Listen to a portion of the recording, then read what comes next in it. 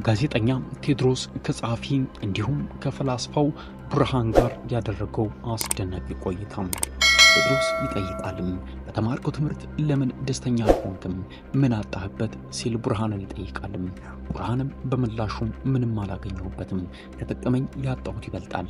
የመመላለሴንና የመጨናነቄን ያህል ምን አወቅኩኝ? በራሴም ሆነ በአገሬ ላይ ምን ለውጥ አመጣኝ? ምንም ነው መልሱ። በተግባር ምን ሆነ ስትል ዘመናዊ ትምህርትን አከሸፉት። በጣም ጎበዝ የሆነ ተማሪ ተመርቆ ሲወጣ በስራው ላይ በምንድን ነው የሚለካው? ይጠይቃል ብርሃን። መልሱም ሰዓት አክብሮ በመግባትና በመውጣት ነው።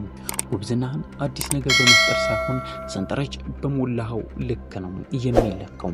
ሌሊቱን ምርት እየተባለ ስራ ስትሰራ አድረህ ጠዋት አርፍደ ቢሮ ብትገባም ጣት ይጠብቃል።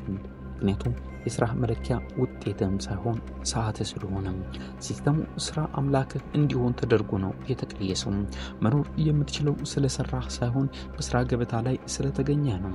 በእስልምናና በኦርቶዶክስ ተዋሕዶ ሃይማኖት የሚሰጡ የአብነት ትምህርቶች ልብ ብለህ ካያቸው ቆም ተማሪ ይጮሃሉ፣ ስትሰማው ሊረብሽ ይችላል። ግን 40ው አንድ አይነት ሐሳብ አይደለም የሚያነበንቡትም። እንደያቅማቸው የደረሱበትን ነው የሚያነበንቡትም።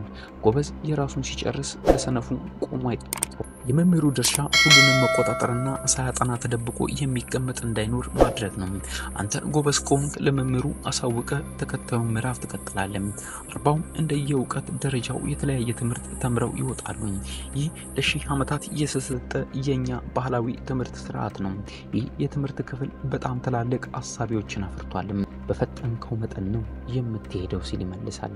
ቴድሮስ ይቀጥልና ዘመናዊ ትምህርት ከዚህ አንፃር ጉድለቱ ምንድነው ሲል ይጠይቃል። ብርሃንም ጉድለቱማ ግልጽ ነው። መምህሩ ወጥቶ የሚናገረውን 40ው ተማሪ እኩል ይሰማል። እሱ ገብቶኛል ብትልም ካልገባህ ጋር ተመጣለም ወይም መምህሩን ተዳፈርክ ተብለ ኤፍ ታገኛለህ። ታችኛው ክፍል ከሆንክ ደግሞ ገረፋለም። ገባህም አልገባህም የግድ ጊዜውን መጠበቅ አለብን። ሰላምታ አሰጣጥ ሳይቀር ይሰለጠናል። የምሁር ገጽታ እንዲላበስም ይሰለጥናል። በልቀት ማሰብና አዲስ ሐሳብ ማመንጨት ሳይሆን የተቀደደለት ቦይ የሚፈስ ወራጅ ሆኖ ይቀራል። ረማመድ አቀማመጥ አነጋገር ሳይቀር ተቀርጾ የተሰጠውን ይሆናል። የታዘዝከውን ሆነ መገኘት አለብን። አዲስ ነገር ለመፍጠር አይደለም የምታስበው። ሰው ምን ይለኛል፣ አለቃዬ ምን ይለኛል፣ የትምህርት ቤቱ ህግ አክብር ያለው ወይ ነው የምትለው። ይህ ህግ አለማክበር እንጂ አንድም ጊዜ አዲስ ሐሳብ አለማፍለቅ ያስጠይቋህም። ኢንጂነሩ ቤት ሰራ ስትለው 20-30 ዓመት ስለሚሰለጥነው እቁብ እንጂ ጭንቅላቱ ሐሳብ ፈጥሮ ገንዘብ እንደሚያመነጭ አይደለም የሚያስበው። በተማርን ቁጥር ከተግባር እየራቅን ነው የምንሄደው። 40-50 ዩኒቨርሲቲ እያለን ስቃይ ኢንጂነሪንግ ተማሪዎች እያሉን ደንቦች አረም መፍትሄ ማበጀት ሳትችል ስትቀር ክሽፈት ከዚህ በላይ ምን አለ ይላል።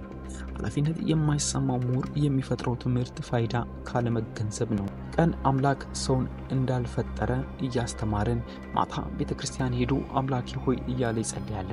ያልከው እኮ ነው የሚታየው፣ ጨለማ እኮ ነው የከበበን። እኛ ሀገር ትምህርት ለውጥ የፈጠረበት ሰው ቢኖር ኖሮ ነጮቹ ትልቅ ቀውስ እየፈጠሩብን እንደሆነ ተረድቶ ያስረዳን ነበር።